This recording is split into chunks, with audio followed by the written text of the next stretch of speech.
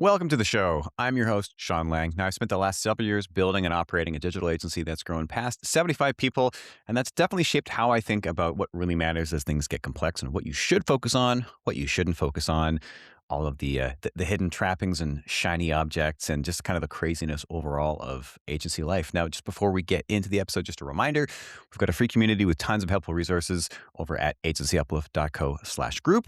Also, all of these episodes get posted in long form video content on YouTube. Just search Agency Uplift Podcast. And without further ado, let's talk to our guest. Today, I'm joined by Matteo Denegri, founder of Somcommerce. Somcommerce builds and scales internet companies through performance marketing. Matteo, so good to have you on, man. Thank you, Sean. Thank you for having Ab- me.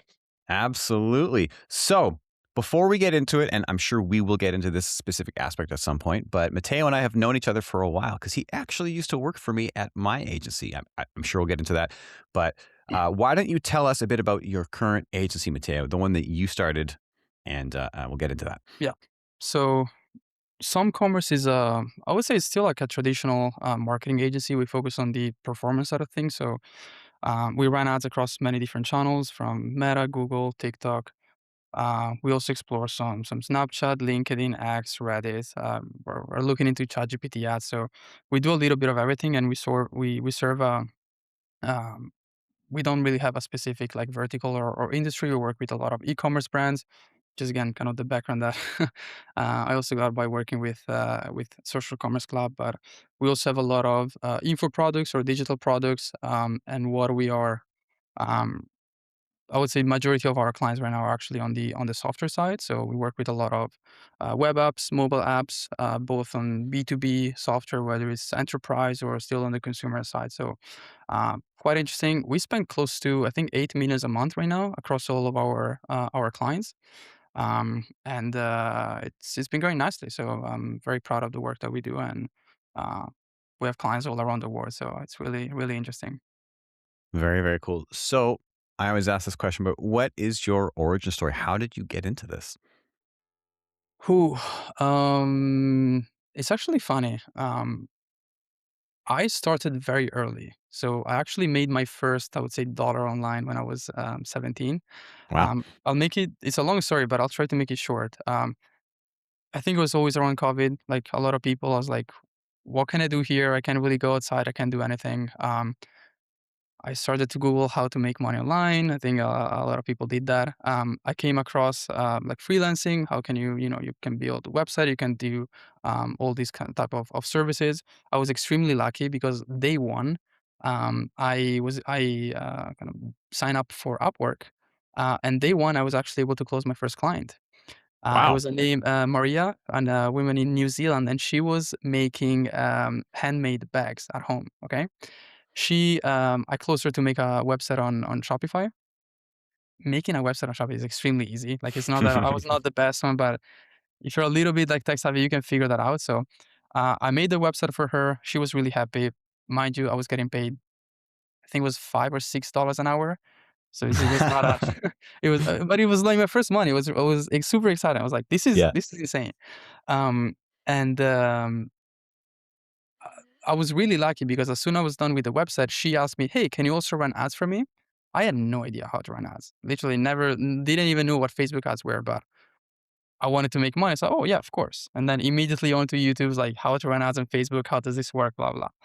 Um, I was also really lucky, and I think that was a great lesson because my idea initially was like, you know what, I'll just make website for people, I'll just make some money and it'll work. What I immediately realized is that on the website side, when the website is done and like you don't need me anymore, I'm like I need to find a new client, and when the website is done, I need to find a new client again. On the other side, with ads, you need me every day, you need me every month. Like I just need one client, and I can make. I found out about lifetime values. Like this is amazing. So immediately I was like, okay, screw the website part. Let me just focus on running these ads. Yeah. And again, long story short, this was what 6 years ago now. I was somehow we were actually getting good results. It was a lot easier to run ads back then. She Hmm. was happy, and she referred me to a friend of her. So I was able to get my small network of moms to run ads, and that's just kind of how I was learning. Again, this was like then 3 or 4 years later. just kind of expanding my network. I met someone.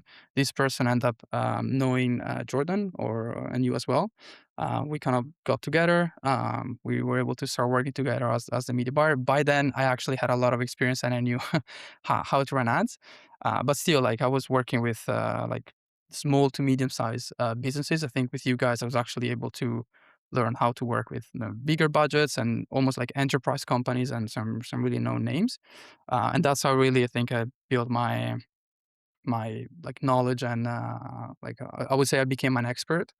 And then again, also 2.5 years ago, I always kept like my clients on the side, but we got to a point where it's like it was impossible for me to just manage these clients by myself. And that's when I Mhm. said, you know what, I'm not a freelancer anymore. Maybe it's time to actually structure the agency. So started to hire people, build my team, and um, that's kind of how everything started. I never really planned to kind of build an agency and do this, but it just happened. And honestly, also fell in love with the process. I think many of the time that we spoke with, I love this. This is really what I like, and I think I was extremely lucky to find something that I'm really passionate about at a such early age. So It's funny. I remember thinking often, and I think Jordan and I had these conversations of like, why is Matteo still here? Like, how are we so lucky that he still he still hasn't left yet?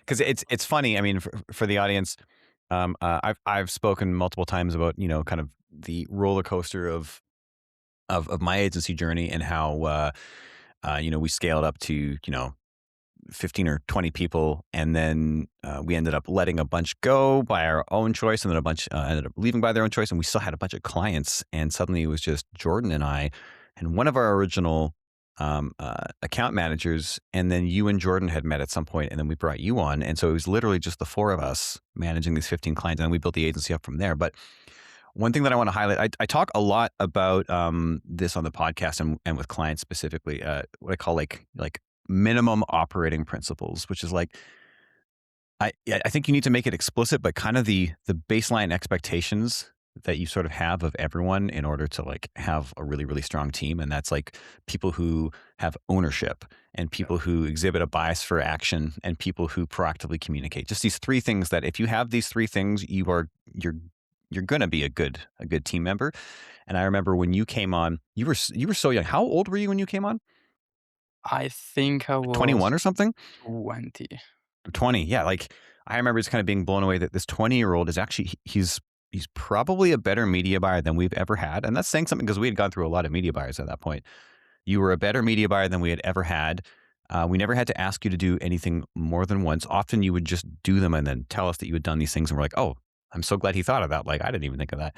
And you just, from day one, you took ownership. You had this intense bias for action and you communicated proactively. And like, we were kind of like treading water at that point and thinking like, man, I don't know why this kid is still here. Like, if he leaves, we're kind of screwed. And you just basically took every ounce of work that we gave you, and were like, yeah, what else do you need? Yeah, what else do you need? And um, you're definitely a very big part of what kind of like helped float us for that really really lean period where we were like, well, I guess we're redesigning the agency. I hope that this thing works out. But Matteo, you and for the audience, Matteo is the perfect example of someone who like uh, just operates at such a strong level of just again those core operating principles of just ownership and bias for action and practical communication. And like you became one of our best media buyers. And then now you've got an agency, but then you've also got like multiple brands on the side. Like tell everyone what you've got going on right now. It's interesting. So I always really like the like having my own agency. Again, it's a great business model. Completely honest, like lots of cash. Like it's really especially if you operate like in a lean way. Hopefully one day we'll get to the scale of an agency like Social Commerce Club, but right now we're still like a lean team. We're only like about 15 people. Um, what I always had in the back of my mind is like, well, it's a great business, but it's not a business that I can really sell, at least for now. And there's Mm, not like really like an equity value yet because I have team members, but I'm still really like the agency is still like heavily dependent on me whether it's for attracting new clients or still like in the service delivery. Like again, my background, my really real strength is like media buying. So there's still like a lot of value that I'm adding in the service delivery part. So I was always a little bit like annoyed that my business doesn't really have any equity value.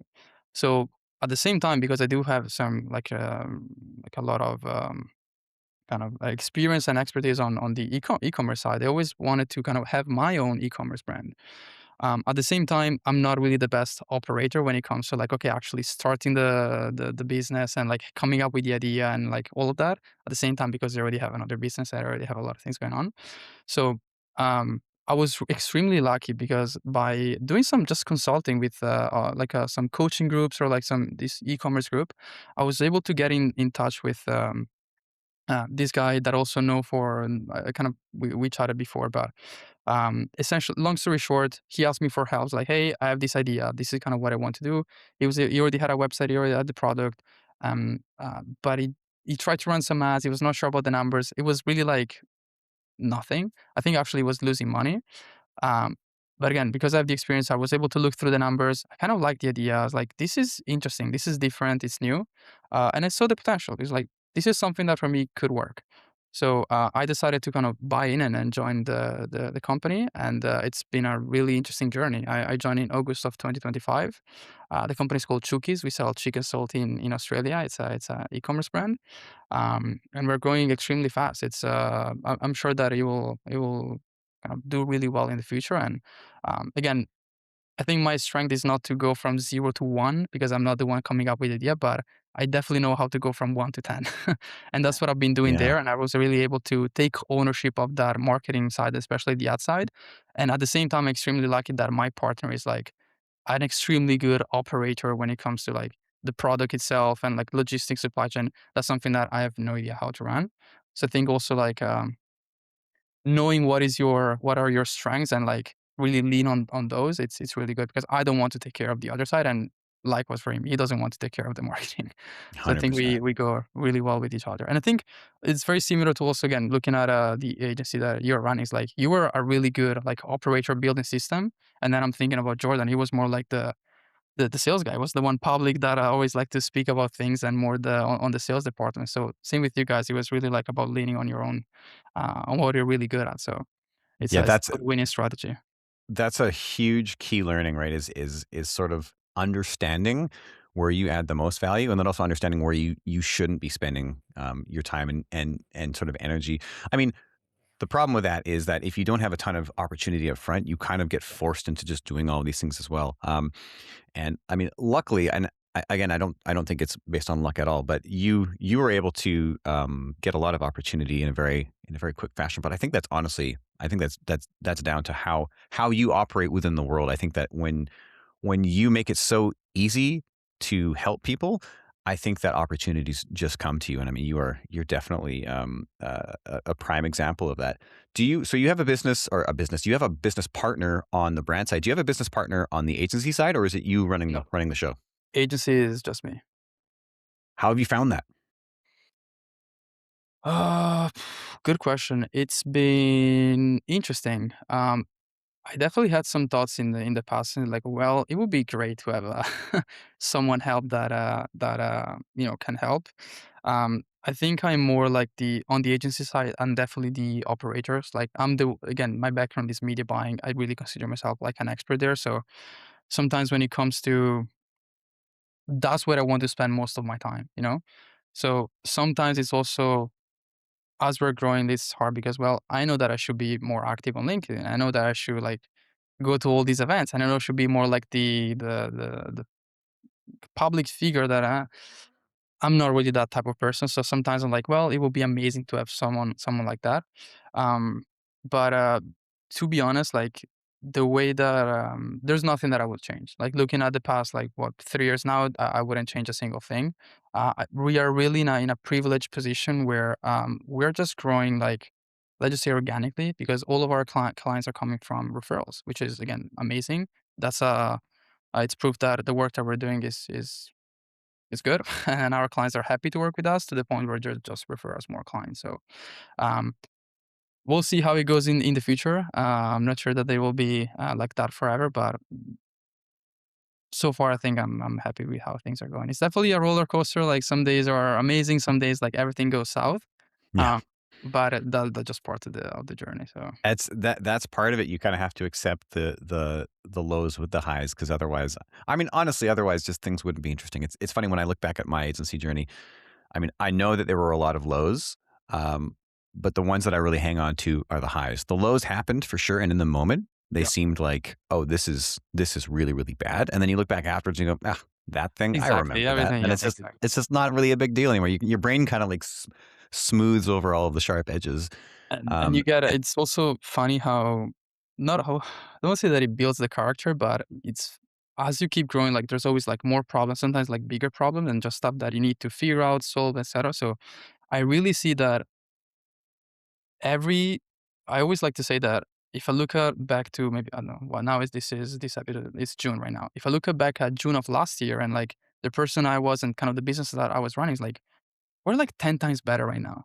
Yeah. I had the exact same thought about, like, if I look at June of last year compared to June of the year before, it's like, we're doing, like, way better. So, it's funny how as long as you just keep going, keep showing up, just how, not only in terms of, like, revenue, but you're the know-how and the team that you have and, like, the service that you offer is, like, everything just compounds, and it's really interesting to see that, how really, like, not only in terms of, like, character, but as a person, how you grow. So I that's think really also what motivates me. Sometimes I ask myself, well, imagine June of next year. Like, yeah, where will yeah, be? yeah. So it's really interesting. I think that's so key. I was gonna hit on it, and you hit on it again, but, saying the person I was versus the person I am now. I think that, some of my biggest mistakes in the past with the agency was where I was so focused on just improving the agency that I kind of forgot that, like, the personal growth piece of it is almost more important than the agency piece, because if you improve and you level up as a person, and as an operator and as a leader, the agency kind of rises to your level. But if you, like, build this perfect agency, but you're still down here, the agency kind of eventually just falls right back down to, like, the level that you're at. And that was definitely a difficult learning for me. And I'm really, really happy that, I mean, you called it out, which means that Yeah. you learned it much earlier than I did. So And kudos to you. the interesting part, because this is also something that I always like aimed for, is I know that as long as I'm learning and I'm improving, I don't say that I won't die, but in terms of like as an agency, we won't die. Like we'll always do well. Now the problem really comes when you stop learning, you stop improving, you stop evolving. That's when it gets dangerous. Like Hmm. that's something that I've seen like over and over again. Like, I think as a person, I'm really curious. I really care about our clients also. Like, that's also why I think one of our core values was always 10% better. So I'm always the ones like, it's not enough. I want more. I want to do better. I really have take a lot of pride for the work that we do. So I'm really like almost obsessed to that point, which is healthy and unhealthy. We can discuss that. But I clearly saw that as long as we are like learning more and we're really aiming to improve, things will work out for us. Like it's not going to be an issue. So yeah, that's kind of my mentality or philosophy. No, it's a super strong one to have. I want to go back though. Um, you mentioned that some days are great and some days, really, really aren't, and it's all kind of a personal growth journey. Is There's going to be a lot of these. So can you just pinpoint maybe one or two, kind of really standout challenges that you've had at the agency, and kind of like how you got through those? Because I think it's always really valuable for other agency owners to hear that, because, again, every you wake up in the morning being like, this could be like the best day ever, and this could also be the day where, like, shit really hits the fan, and it's just the nature of our reality. Yeah, it's interesting because I mean, I definitely have some. I clearly remember sometimes where like, okay, I'm a little bit scared. I don't know what to do. Is this gonna work? Blah blah. And looking back at those problems right now, they seem really stupid. Like they were not actually that big of a deal, but at the time, it's like, okay, I'm not sure. One of it was when I was like, okay, I can handle more work. Like I actually need to get some people. And initially, again, I was just a media buyer. I just had like 10, 15 clients and I was doing the work for all of them. I was doing well, but I was like, I cannot get another 10 clients. So what I need to do, I need to get another media buyer on board. And initially, I was really scared that if the client sees that, so that, okay, someone else is launching the ads or someone else in the ad account, they would think that I'm just outsourcing the job and we're not really doing anything. And they would feel like, okay, no, something is wrong, you know? I really had this concern turns out it's not a big deal at all. It's like, hey guys, I just have more. That means that I can handle more people. It's just mean like, hey, you have more hands, more brain, more eyes on the account. It's just better. And I see that not only it was just overall it was a net positive for the service that we were offering. So at the time though, it really felt like, okay, I'm not sure if this is the right move. Maybe I can just stay really lean and just have like a really high page like freelancing job. Of course, it was a good move to get people on board. The second one, it was really, really similar, but of course had the good experience with the first one. Is like now I'm not only the next step was like, okay, now I'm just managing multiple media buyers. In terms of strategy, I went through like a lot of clients, a lot of business. So I can definitely take care of an account. And when he says like when it comes to like the strategy, what to do and how to do it, I can create that in like 10 minutes. And then I just need more hands to like launch the ads and optimize the ad accounts. At the same time, when then you scale to like 35 active clients, are like, well, okay, I cannot really have 35 meetings every week, and I cannot really go back in Slack and reply to all of them. So now I also need some account manager and like growth strategists to work with me. And same thing, I had that what is it called, like a block in my mind, but well, what if the client sees that I'm not there anymore and this is actually this other person, and would that really affect how we work and the work, blah blah. Same thing there. Start hiring strategists. Of course, you need to hire the right people. But it's fine. That's how you work with the agency. Of course, I'm still there. I'm not gone. But those were really times that it really shows how you need to level. It's not really leveling up, but you're just going outside of your comfort zone.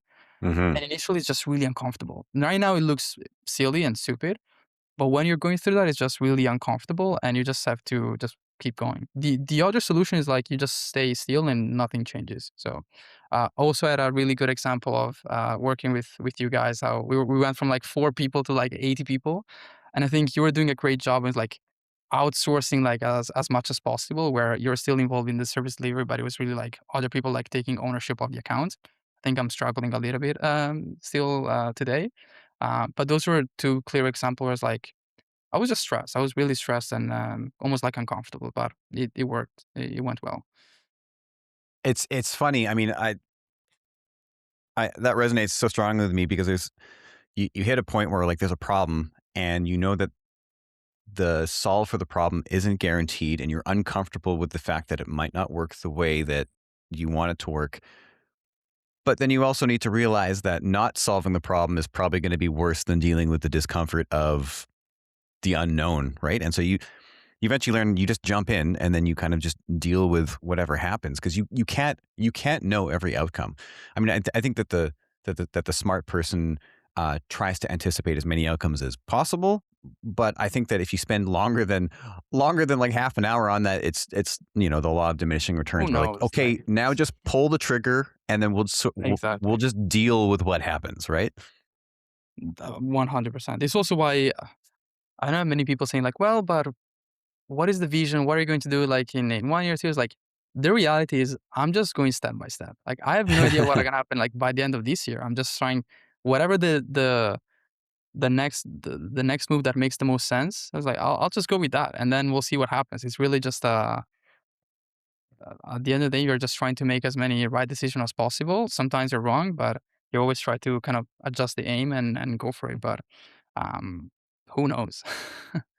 So Again, at what least maybe just sorry, the last thing that I can add is I do have almost like my core values. So I know that as long as we really like care about our clients and we'll do our work and we have some KPIs that are aiming for the agency, as long as we hit that, we know that like we're going in the right direction.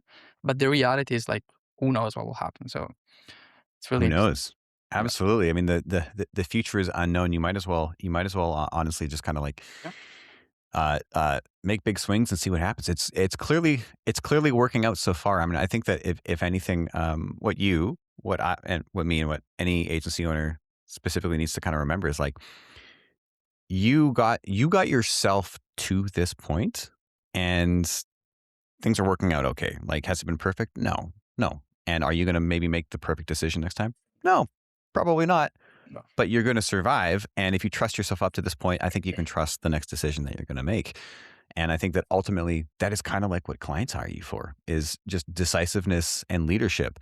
Like imagine if the client was like, hey, we're not really sure whether we should increase more spend. What do you think? And you're like, I just don't know because what if it doesn't go well? And then they're going to be like, okay, thanks. Here's our 30 days notice.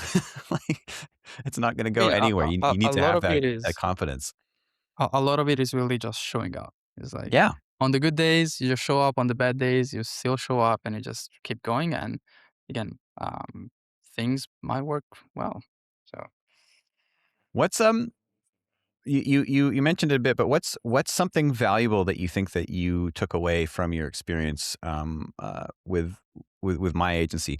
And I ask because I mean I'm curious, obviously, but also a number of the guests that I've had on the show who were like deeply involved with an agency prior to starting their own generally started out with kind of a leg up. They got to kind of see the inner workings much better. And I'm kind of curious, what was your biggest takeaway from working with us?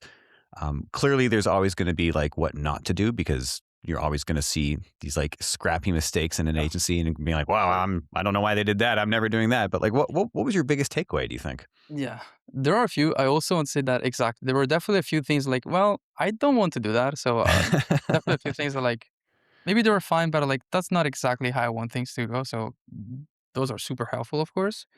Um, I think a lot of the just structure, again, I'm still very young. I have no idea how to structure an agency. I'm just trying to make whatever makes sense for me at the time. But of course, having an example and again, sometimes things were we had some bad weeks or not everything was perfect, but still, again, it kind of worked because we went from like what, 4 people to what 80. So it was not a bad example. So definitely a lot of the structure and like how to operate an agency, how to structure an agency. Um, there's still like a long way to go. We're not there yet, but um, also in terms of I won't say when to hire people, but how to really like get help. Now I'm also realizing like, okay, there's stuff that I'm doing that probably I shouldn't be doing. And again, having not only you but Jordan and the rest of the kind of the team or leadership team just see how they operate, like okay, how they place people, and really trying to give as much support as possible to the rest of the team. Also, with Social Commerce Club, I was really lucky where initially it was just the media buyer, but then I was like the senior media buyer, and then the media buyer manager, and kind of the head of media buying. So I went from just being really into the like in the weeds in the ad account every day and also on clients call and like really like kind of approach and speak with many different businesses, many different founders. That's super helpful when it comes to the service delivery, but also then becoming like a manager. So it's like, okay, it's not just me. It's not just me presenting to the client, but now I have like 10 people that I have to manage. How do you do that? So again, a lot of stuff that I had to figure out, but of course right now we're extremely helpful because I already went through it. So I would say these are the biggest ones. There are probably like many more, but um, yeah, No, that makes a lot of sense. I honestly, thanks for sharing that because that's great. I'm never really sure what people have gotten out of it when they leave. And it's kind of just a great opportunity for us to speak, and then also for the audience to kind of hear as well. and What's Oh, actually sorry, go for it. there's another one because this is also a really important one. Um, I never really experienced culture in a company. Something Mm, that I always thought about. Yeah, it's weird. It's one of those things that it's there, but nothing really important. It's not really important.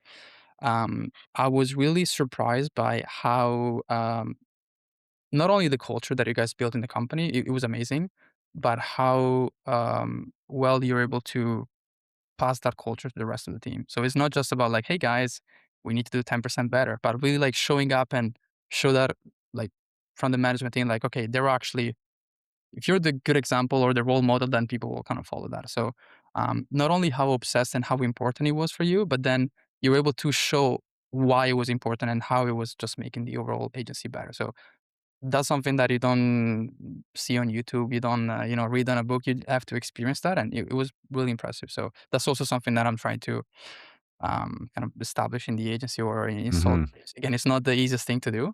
No, it's not. It's It not. was Well, and really most people just don't really know where to start, right? Because it's kind of this like amorphous, nebulous kind of. It becomes fluffy if you're not careful. It just becomes like fluffy, and no one wants any more fluff, yeah, right? yeah.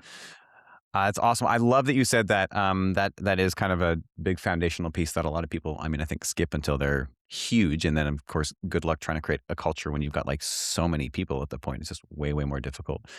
Um, I want to ask you one final question, and you're the first person I've asked this question to, but I'm thinking of asking all future guests, so we'll see how it goes. Um, uh, If you could speak to agency owners who are where you were 1 year ago, what is one piece of advice you'd give them? 1 year ago, um, to be honest, it would just be just trust yourself, keep going, show up every day. I know it sounds very, again, silly, but as long as you kind of don't give up and you just keep putting your heads down and work and make sure that every step is the right one, it's almost impossible to fail. So that's something that I think also remember when I was watching again the first YouTube video that I was 17 years old and how to do this and how to do that. A lot of the advice that I was hearing is like, well, don't give up, keep going. It's like this boring, stupid. That's not what I want to hear.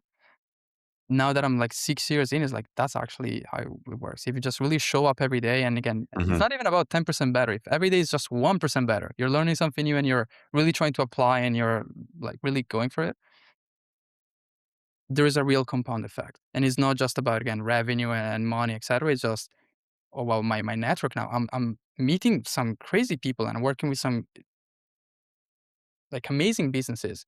I was looking at this. Our clients raised more than $100 million in the last 90 days. That's amazing. Wow. We managed some crazy. So that also gets me super excited. But I was not planning that. So just you'll be really surprised about what can happen, and you can only realize or you can only see the effect if you just do the work for long enough. So just show up, keep working, keep going, and enjoy the journey. That's the Wise words from Matteo, everyone. Where can people find out more about you, Somcommerce, etc.? I'm trying to be active on LinkedIn, so just search my name, Matteo Denegri, or some commerce, and you'll probably find me there. And please connect. I'm always happy to connect with other agency owners, brands, or just business in general. So Awesome, man. Thanks so much for coming on. perfect. Thank you, Sean, for having me.